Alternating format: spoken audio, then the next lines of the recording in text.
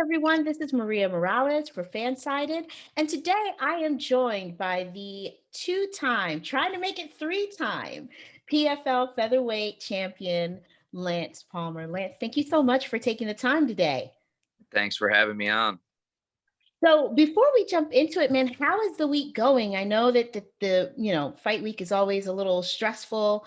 And obviously with a beautiful little baby at home, this may not be exactly where you want to be for the full week, but how's it going so far?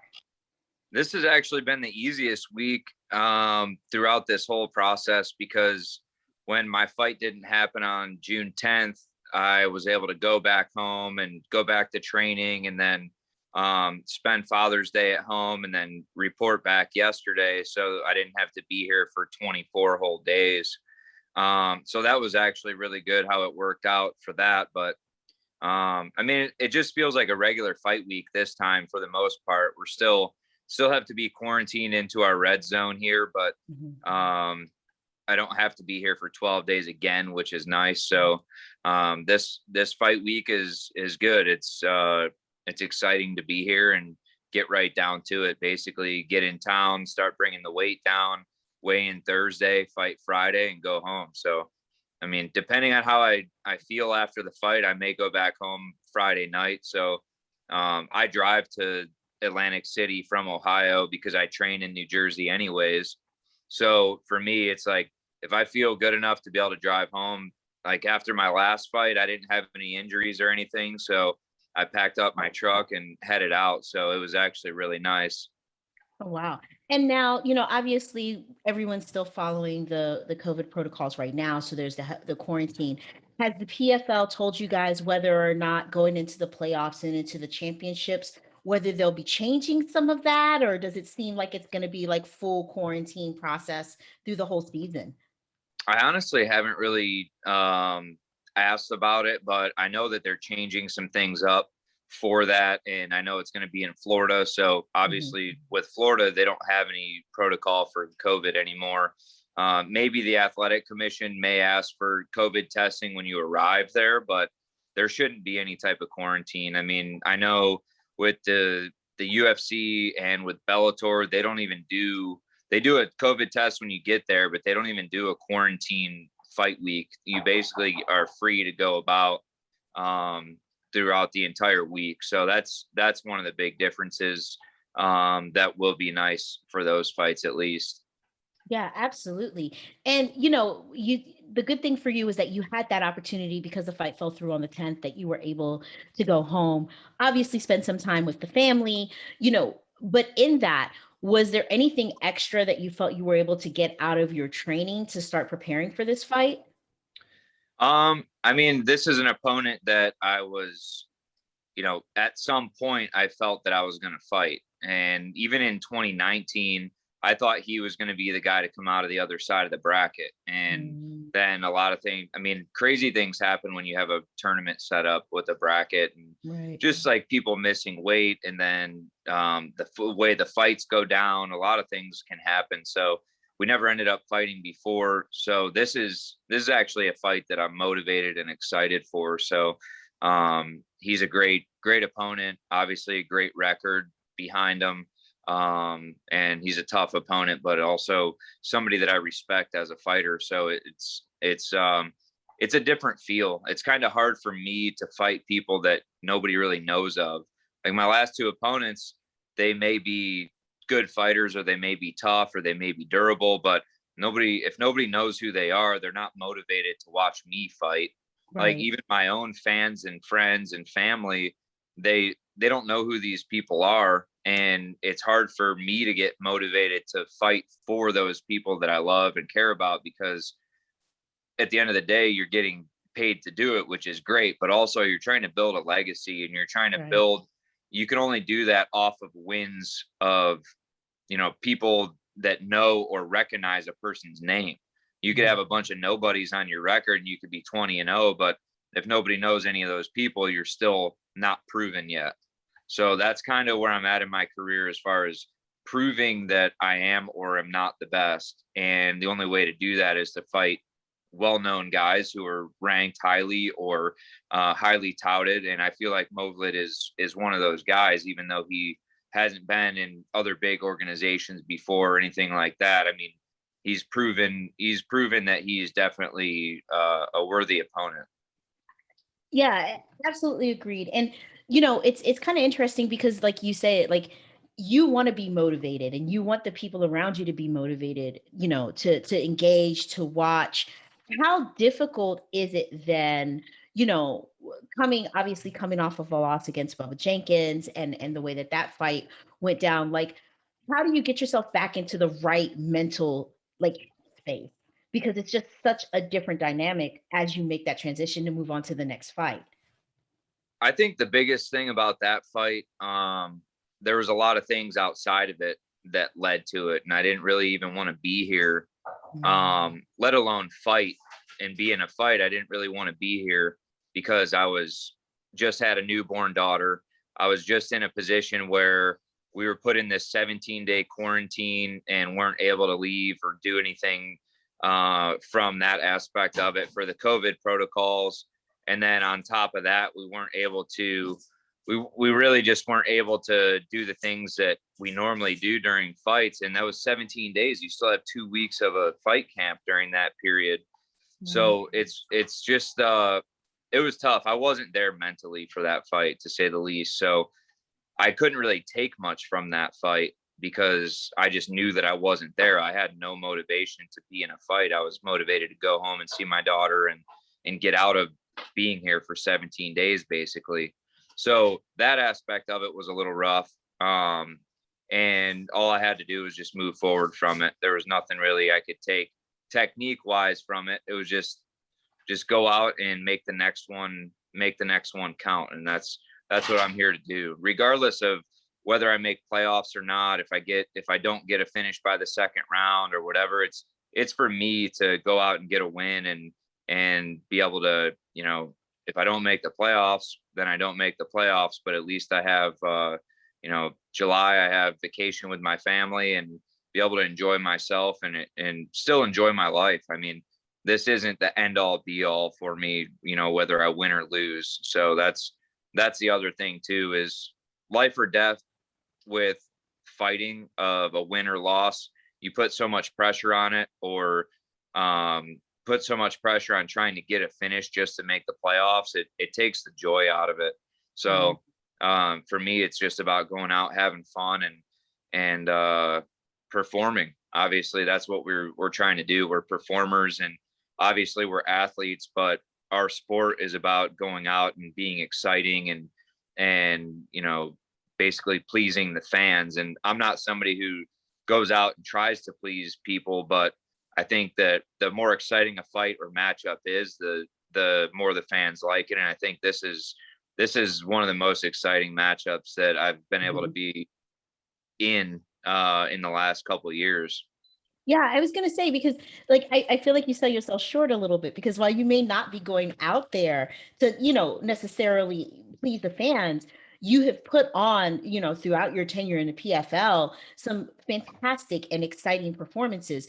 And, watching the fight against Jenkins, you looked off. You know what I Yeah. mean? Like as a viewer, it was just like, huh, I wonder what's going on because he just doesn't seem like the Lance Palmer that we're used to seeing when he steps into the cage.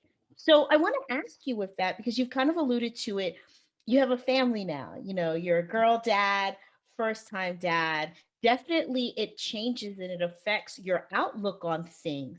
How much of an impact do you think that now having a daughter and your family being, somewhat complete, how much of an impact has that had on you being able to have this more, I guess I want to say, kind of like relaxed attitude going into this must win fight? I think um it's kind of like a double-sided question, I guess you could say, because this whole situation with PFL and the quarantine thing was all brand new anyways. Like Mhm. everybody was in a weird position with it. So it's not something only I had to deal with, but for me it was unique because I had just had a newborn and it was my first kid. I think if it's your second or third child, it's a little different because you've already been Yeah. there on that. So that was weird for me to begin with, and I really didn't want to be here for that long in the beginning of her life. And knowing that my wife was back home trying to do it all on her own, and you know, she's not somebody who likes to ask for help when it comes to, hey, can you come over and watch the baby for an hour? Let me get a workout in, or let me take a nap, or do this or do that. Yeah. We didn't have a babysitter at the time because she was still brand new and she was still on maternity leave. And there was just like, the list goes on of like reasons why I didn't really feel like being here during that time. And a lot of people were thinking that it was just like, oh, Bubba talked a lot and did this or did that. But I've known Bubba since we were in high school. A lot of the, you know, he's a talker. That's just who he is, and that's how he is. And it never really fazed me because I know how to block that stuff out. Almost everybody I've ever fought has tried to talk their way into confidence. And Mm. that's how I kind of look at it, is like a lot of these guys talk their way into the fight because they don't believe that they can beat me, and they want to try to say like, oh, he's boring, or oh, he doesn't have any striking on the feet, or he has this or that. And I proved a lot of people wrong with that in the Lawrencino fight in Mhm. 2019 because he was purely a striker, but he did have some submissions. And I went out there and outstruck him on the feet and beat him up on the ground and TKO'd him. And I've done that with a lot of fighters in my career. And so that wasn't an issue at all. Like, the opponent it could have been anybody. And I just wasn't going to perform my best that night. And that's kind of the way I looked at it. And obviously you have to take some of the positives and some of the negatives and be able to move forward from it. But it was hard for me to take anything out of that performance because I really wasn't there. And in Yeah. between in between rounds, even the coaches were like, okay, we got to step it up. We lost that first round. Okay, we got to step it up. We lost that second round. You got to get a finish to win this fight. And I just didn't care. I really just was Wow. like, I've never been in a fight where I wasn't there mentally. I've been in fights where I felt I didn't have good performances and didn't Mhm. do my best or wasn't focused or whatever. But this was the first time where I was like, man, I just really, like, I walked out of the cage, got my check, packed my truck up, and went home. I literally felt like I didn't fight. And I mean, I was lucky for that because I didn't have any injuries or anything. But that's the only time in my career where I felt like I went in the cage and just kind of played around or sparred for 15 minutes and then went home. It was really strange. I never had that feeling mentally before, but I think it was all those outside factors that played into it. I don't think it was anything about him or his talking that really like bought into any of that stuff. If anything, somebody's talking motivates me more usually to go Mhm. out and put a stamp on it. And I just didn't really want to be there altogether. So I think that was kind of the thing that sucked for me because I know my potential and I know my ability. People that know me know that that just wasn't me in there. But I don't get to prove that again unless I make the playoffs and get to fight him again. Right. Yeah, I mean, and I think that at the end of the day, it's what we all collectively have been going through, right? Like, it's hard when your life is this way and then all of a sudden it's just completely shut down for everybody. And I think Yeah. that, in fairness to you and to a lot of fighters, many of the fans don't understand that the same way that they're dealing with all of the restrictions and the quarantines and the isolation, so are fighters. And so it's going to affect your performance, Yeah. in some way, shape, or form. So, kudos to you for kind of recognizing it and now being in this position ready to bounce back. But before we talk about, because I got some more questions about that, about your fight, but I want to ask you, just as the PFL is becoming more popular, you're one of the few fighters that's been there since the very, very beginning. You're the one of the first champions. How do you feel that the PFL has evolved? How has it changed, from 2018 to now? Um, I honestly, other than the roster, I can't say that it has. I Mm, mean, I maybe following wise, and well, as far as like maybe a marketing standpoint, or but that has to do with the roster and the people that they've right. brought in because now they have people who already have a history of fighting and a fan base that they're bringing to PFL. And like myself, I'm a homegrown World Series of Fighting / PFL guy. Mhm. My complete fan base and following has seen me fight in World Series of Fighting back when Justin Gaethje and Marlon Moraes were there, and we were all 3 champs at the same time. And then they went to the UFC, and I stayed and went to PFL. I think there's the main difference would be the ESPN deal, I guess, how it evolved from NBC Sports in 2018 to the 2019 until now with the ESPN and ESPN Plus.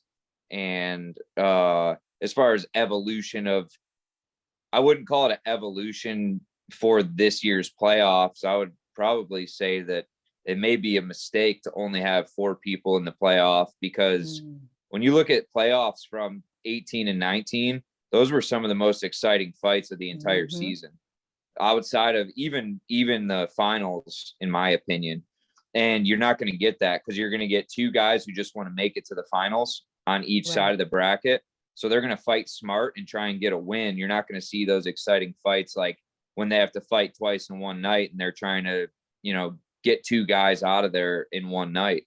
There's just a lot of differences that are going to be this year that it may be better, but I honestly don't know.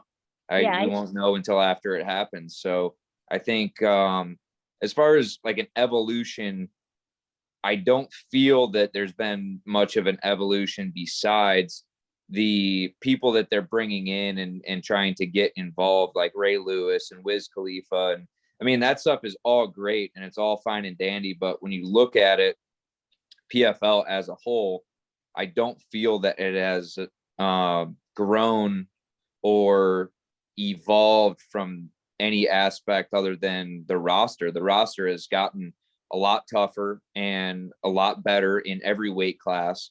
But I just don't see, if you're looking long term and from a business side of it, the people they're bringing in and like we talked about Ray Lewis and Wiz Khalifa, and in season 1 or 2 was Kevin Hart was an investor. And I don't know if any of these people are just like one season, or if they're making an investment, or if they're just, we don't really know the real things about it. Like, you have to look up on the SEC website and see exactly like how many millions are going to this or to that. We don't know any of that stuff on the back end of it.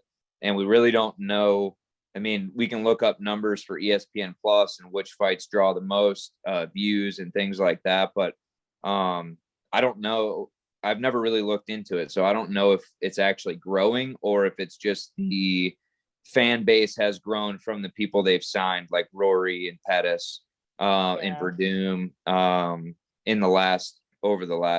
in this season. So I don't know. I've never looked on the back end of it of what really draws more people, or if it's drawing the same amount of views, or what it has done. Yeah. And with that, I mean, and because obviously in the name that you forgot there is Clarissa Shields, who's now bringing fans from an entirely different sport into watching. And that was an awesome performance. Sorry to cut you off. No, please go ahead. Even though she's not in any of the tournament structure or anything, that was a great performance to step. Obviously, she's been on the big stage for years. That wasn't her first fight. And a lot of people don't realize, like, that's a mentality that you have, even whether it's MMA, boxing, wrestling, whatever you've done at a high level your entire life, you have a mentality to compete. And regardless of her losing the first 2 rounds or however it would have been scored, she knew that she had to go out there and get the job done in order to win that fight. And that's exactly what she did. And the technique and everything else will come with that. But having that winner's mentality and that professional mentality, that's really what got her the win. It wouldn't have been just technique based. And that's what was really cool to watch about it. In her first fight, she faced some adversity in the first 2 rounds and came out and overcame that and got the finish and was able to break her opponent, because obviously her opponent didn't want anything to do with her on the feet. She was trying to get the takedowns, and she took it to the ground, but didn't create any damage or even get close to finishes. So you have to applaud Clarissa for being able to kind of weather that storm per se in her pro debut of MMA. And, you know, a lot of boxers, I mean, almost 100% of boxers wouldn't have gone to MMA except the one guy who went to the UFC and fought Randy Couture. He ended up getting taken down early on in the fight. It wasn't Bobby Lashley. It was James Toney. Yeah, I was to say. Yeah. So, I mean, and that's high level too. I mean, he stepped right in off of no MMA experience and fought Randy Couture, but you got to think Clarissa's coming into this whole new sport and she's all in on it. So that's really cool. And you're right. She's bringing a dynamic fan base, the boxing fan base. And it's going to be really exciting when she does step into that women's lightweight bracket with Kayla Harrison and all the other girls that are in there. I mean, I think her name's Gina Fabian. She's a really good striker also. More of a Muay Thai background from CSA Gym is where she was at in the past. I mean, they're building that roster as well because women's 155-pound division isn't a popular weight class or division for any other organization. So it's nice that they're bringing so insane. Yeah, I mean, it's awesome that they're able to corner the market per se with that weight class because you look at the other girls in the other organizations, they're 145ers, 135 and down. So, but yeah, that's when I mean, I guess I didn't forget about her. I just forgot to say that because I did watch her fight, and I do love that she came to MMA just because a lot of boxers, I wouldn't say they're afraid, but it's out of their comfort zone to coming into a sport where I mean, it's same with wrestling, but wrestling is has one of the highest percentages of champions in the UFC and other organizations. Boxing's a little bit different because you're using two weapons, whereas Muay Thai is 8, and then wrestling is a completely different skill set and jiu-jitsu. So I definitely commend her for doing that. And obviously she showed up and got the job done. Yeah, I think the crazy thing to me is like, as you were talking, I'm thinking like, who can I think of that came from a straight boxing background that became a champion? And the only person that comes to mind is Holly Holmes, and she trains with her. So, you know, like she put herself really in the best position to learn the sport quickly. I mean, I know when I was watching the fight, when I saw her sprawl in the third, I was shocked because I was like, that's a legit sprawl. Like that's not bad for somebody that just learned wrestling like yesterday, you know? Exactly. So she definitely put on a performance. But now I want to talk and you know, because I know you got to go soon, but now I want to talk about your performance. You've already kind of alluded to the fact that you know what you need to do to get it done, and to get into the playoffs. But if you don't get into the playoffs, you know, it wasn't this year, right? So first question for you is, how do you see this fight ending? Because obviously, you know, you have a game plan. I know that you can't share a lot of it, but what do you think? How does it end? How do you get there? What's the difference? I think the fact that he likes to grapple a lot in his fights and that I like to grapple in my fights, I feel that I'm the more superior grappler when it comes to finishing fights. And with ground and pound and submissions and everything added together, I think I can submit him. And I know that he's very tough and explosive in the very beginning. Sorry, did I lose you? Nope, I'm still here. Okay. In the very beginning of fights, he's very fast, very explosive. But once you see him start to expend energy, you start to see that fade a little bit. And we saw that when he fought Harrison back in 2019 in their draw. The very first round, he almost put Harrison away, and Harrison was kind of saved by the bell. Then Harrison landed a nice right hand on him in the second round, completely slowed his game down. Once he felt Harrison's power, he was like, oh, shoot. He didn't try to wrestle very much. He just kind of circled and moved. So I know putting power on his chin because he's been well, it was a no contest, but Pineda finished him with strikes. So we know that he could be finished. And that's kind of, I mean, it doesn't matter who you are. Anybody can be finished with 4-ounce gloves on. But when it comes down to it, I've seen it happen to them. And that's something that we haven't seen happen to me. So when like anybody can be submitted, anybody can be knocked out, but I feel that my skill set supersedes his skill set in that area.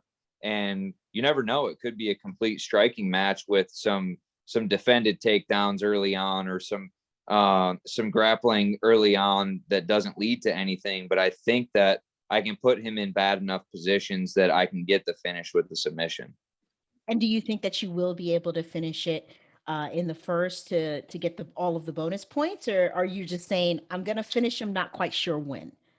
I don't know. I mean, today I just found out today, because I don't know how a lot of this works, but I think that since he beat, I don't even know. I think I have to finish in the first round to make the playoffs. Mm-hmm. So, I mean, that's why I haven't really paid attention to it, because I don't know what the criteria comes down to, whether I need 5 or 6. Yeah, I think when I checked, you need 6. Mm-hmm. I believe you need 6 to, yeah, I think it is 6.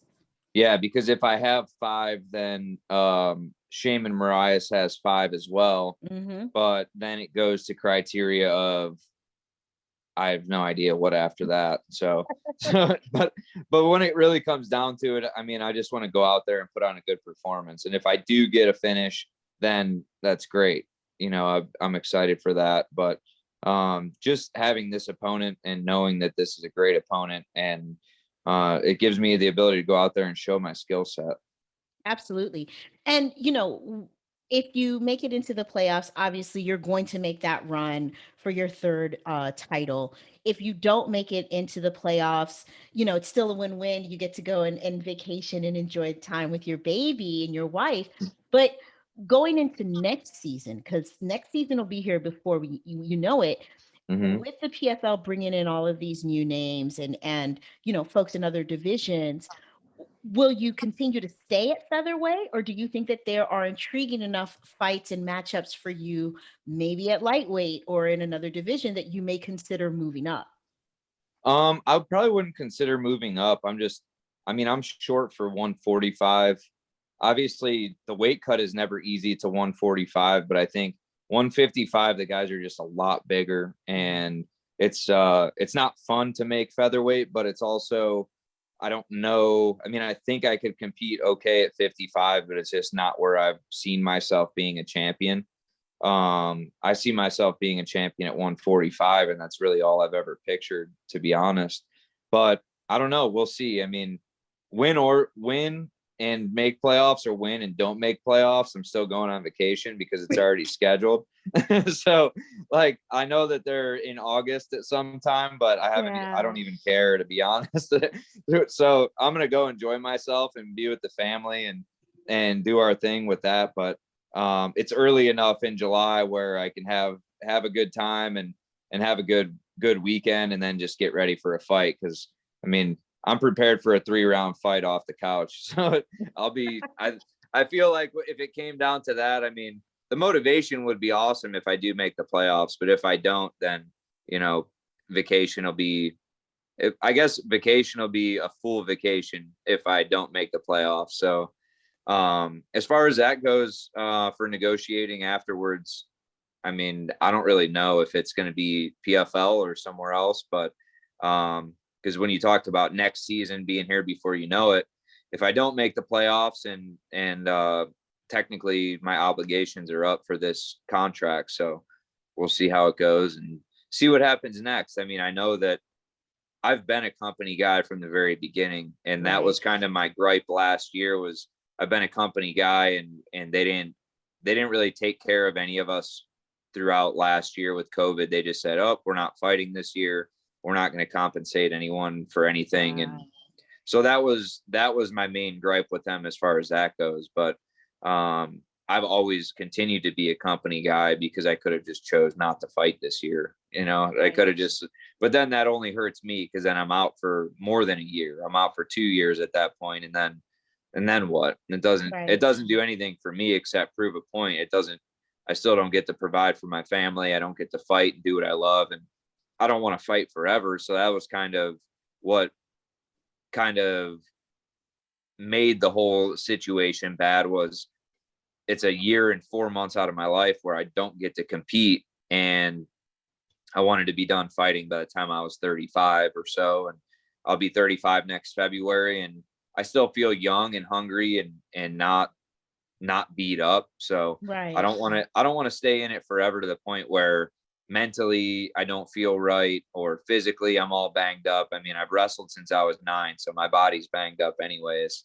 So Mm. I think a few more years, and I'd like to reach the pinnacle of the sport, and everybody knows where that's at. So we'll see what happens. Well, Lance, thank you so much for your time today. Hopefully everything goes well. You can get that third money bag when it's all said and done. But with that, I very rarely wish people good luck, because I just feel like that's an insult to all of the hard work that you put in. So with that, I really hope that all of your work pays off and you're able to secure that first round victory Thank you. this weekend. All right. Take care. Thank you. Have a good one. You too. Bye-bye. Bye.